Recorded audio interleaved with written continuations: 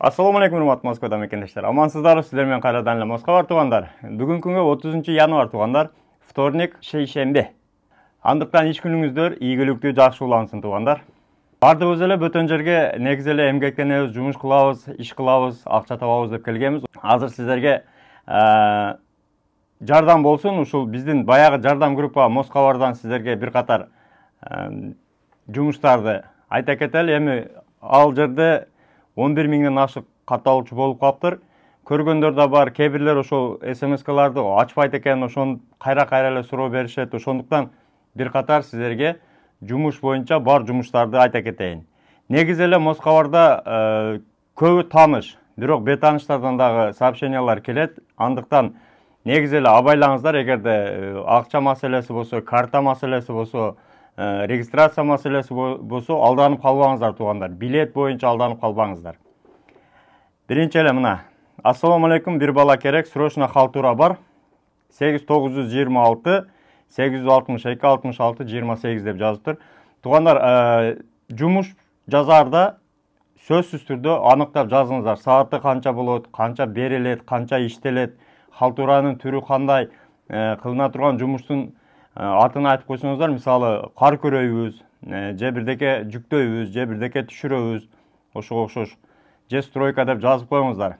Аныктап жазсаңыздар, сиздер баягы звонок кылып баш оорутмайлар азаят. Толугу менен колдон келишинче отидо саатыны, бериле турган акчаны, жумуштун түрүнү сөзсүз жазып кетиңиздер. Андан кийин арасында регистрация ары бери суроолор бар экен, кыскаларга жооп бере кетейин. Ассаламу алейкум, жердештер, регистрация жок болсо иненен менен снилс жасай береби дейт. Негизи эң биринчи регистрация жасаш керек. Анан кийин иненен снилс, Сахарова, трудовой, алар башка кийин жасалат. Биринчи киргенде эле регистрацияны сөзсүз жасап алыңыз. Андан кийин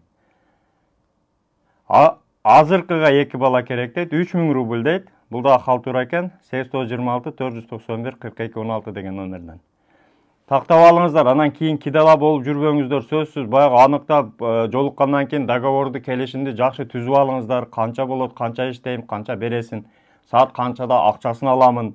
Колдон келсе паспорттарын тартып алыңыздар, жок дегенде сүрөткө тартып алыңыздар. Кеттик дальше. Тынчтык деген жазып тур мына. Ишеничтүү подработка болсо айтып койгулачы туугандар. Азыр Москвада бири-бири алдамай болуп калыптыр. Кыргыздарды эле дейт. Тупа туура. Негизи ошондуктан кайсы жумуш болот, кандай жумуш болот, сөзсүз аныктап тактап алыңыздар. Паспортуну коркпой эле сурап бериңиздер. Негизичи, эгерде мындай мыйзамдан жашырбаган, адамдан коркпогон адам болсо, паспортуну көрсөтүп, кадимкидей эле мына мен мындаймын, Кыргызстандын мына жерде туулганмын, мына жерде иштейм, мындай болот, данныйларым мындай деп көрсөтөт. Негизи эле. Срочно требуется дворник дейт. График 7.0, 7-ден 17-ге чейин мына. Профсоюзный метро декен, зарплата 70 миң. 8993 261 44 81. Ушуга окшоп более подробно жазып койсоңуздар, адамдар ошого карап чалып сурашат. Андан кийин Ассаламу алейкум дейт. Экадерим кетчи машиналар.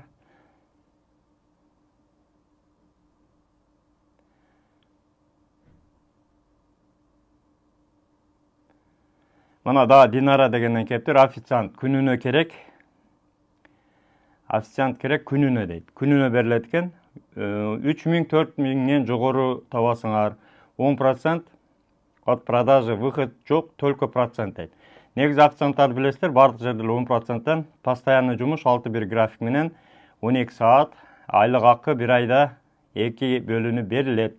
Задержка жок, убагында берилет. Тамак ашы бекер. Бул бая Партизанскийдеги 5 бармак деген чайханада экен. 8915 166 28 05. Официант жумушу боюнча туугандар. Только чалыңыздар дейт. WhatsApp эмес, только чалыңыздар дейт.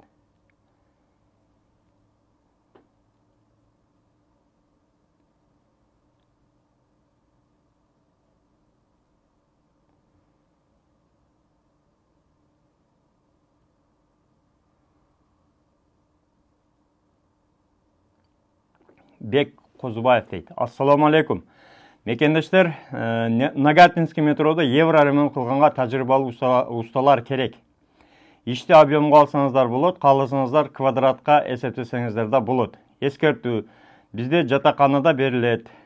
Байланыш үчүн телефон жатаканада берилет дейт. 8969 053 45 45 дейт. Урматтуу мусулман бир туугандарым, Аллахым бизди бул жашоодо шерменде кылгандан, бирөөнү алдагандан Аллахым өзү сактасын. Жүзүбүздү жарык, рызкыбызды адалдан кылышты баарыбызга насип кылсын. Амин дейт. Амин. Айтканыңыз келсин. Ушул жерде эле кирди чыктыга канча болуп жатат, миграцияны жоголуп кеткен канча күндө барып келип жатат. Кирди чыктынын акчасы өзү 8000 рубль. Баягы Мухиддиндин номерин коюп коемун. Чалып миграцияны жоголду десеңиздер, жолдо ошол документтен өзү жардам берип алып чыгып алып келет. Анан жолго примерно 1,5 сутка, 2 сутка кетет. Салам алейкум мекендештер, Кыргызстанга кетип тургандар болсо айтып койгулачы, сураныч документ берет элек дейт. Документти негизи эле аэропортко барып берип берсеңиз болот. Негизи. Анан жаттарга негизи документ буюм бериштен да этият кылыңыздар, себеби тааныбаган адам менен эртең аны каяктан аласыз, кандай аласыз, ошондо эске алыңыз. Дагы бир жумуш. Саламатсыздарбы группа? Чакан коллежиге уборщица керек, срочно. 5-1, айлыгы 70 000 рубль. Метро Полежайскаяда, Народное ополченияга жакын, 825 031 83 27. Прямой зам директор менен сүйлөшөсүздөр дейт. Мына зам директордун өзү менен сүйлөшүлөт экен. Документтерди даярдап барсаңыздар болот. Уборщица керек экен. Ушундай туугандар, негизи эле ушул группага катталып жумуш издегенде жумуш тапсаңыздар болот. Андан сырткары негизи эле биз дагы колдон келсе бар жумуштарды дайыма ушул Москвадан чыгарып турабыз. Туугандар, ушундай жумуш боюнча керектүү маалыматтарды группадан группага таркатып коюңуздар, тууган уруктарга таркатып коюңуздар. Бирөө жарымдын ошол жумуш таап алышына, жумуш иштешине себепкер болуп каласыздар. Анан айта кетчү нерсе, дайыма эле эскертебиз, ошол жумушту иштерде мурда деле келишип, көрүп, баягы сиздердеги акча негизи эле эскерте кетчү нерсе, айрыкча халтура иштегенде туугандар, акчасын сүйлөшүп алыңыздар, келишүү убактысын сүйлөшүп алыңыздар, качан берилет, кандай берилет, ким берет, ошону тактап, сөзсүз түрдө сүйлөшүп, тактап, келишип алыңыздар туугандар. Анан туугандар, негизи эле таза документ кылып, таза регистрация кылып, таза документтер менен официалдуу ишке кирсеңиздер, ошондо Россияда жүргөнгө өтө жакшы мүмкүнчүлүктөр болот. Эгерде баягы таза документке квартира таппай атсаңыздар, 8936 111 79 11 деген номерди айтабыз, ошолордон регистрацияны таза жасатып, андан кийин жумушка орношуп, сөзсүз түрдө ошол трудовой договор менен иштеп, официалдуу иштесеңиздер өтө жакшы. Ошону эске алыңыздар туугандар. Баягы трудовой сатып албаңыздар. Трудовой сатып алганыңыздан кийин ал базага киреби кирбейби, негизи эле кирбейт. Эгерде кире турган болсо, ал деле ошол убактынча бир айга киреби, 10 күнгө киреби, ол белгисиз. Кийинкиликте ошол базадан текшергенде чыкпай калат, анан өзүңүзгө проблема болот.